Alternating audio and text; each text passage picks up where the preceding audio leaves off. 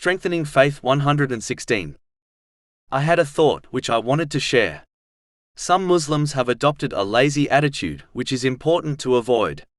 It is to refrain from striving in the sincere obedience of Allah, the Exalted, which involves using the blessings He has granted them in ways pleasing to Him, as outlined in the Holy Quran and the traditions of the Holy Prophet Muhammad, peace and blessings be upon him, and instead rely on others to supplicate on their behalf while they are alive and after they have died.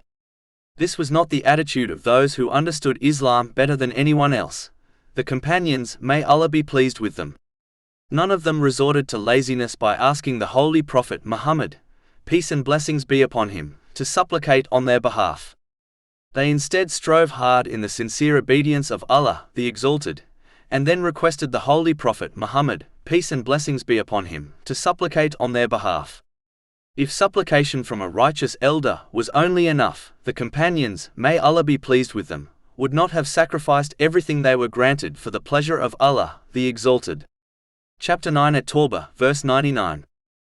But among the Bedouins are some who believe in Allah and the Last Day, and consider what they spend as means of nearness to Allah and of obtaining invocations of the Messenger. Unquestionably, it is a means of nearness for them. Allah will admit them to His mercy. Indeed, Allah is forgiving and merciful. Even if one asks others, who appear pious, to supplicate on their behalf, it will not benefit them until they strive to sincerely obey Allah, the Exalted, first. Adopting this lazy attitude mocks the concept of supplication, and mocking any aspect of Islam will not lead to a good outcome. Just like a sane person does not expect to achieve worldly success through someone's supplication, such as passing an exam, without putting in practical effort, neither will they achieve religious blessings, such as peace of mind and body in both worlds, without striving in the obedience of Allah, the Exalted, even if everyone supplicates on their behalf to Allah, the Exalted.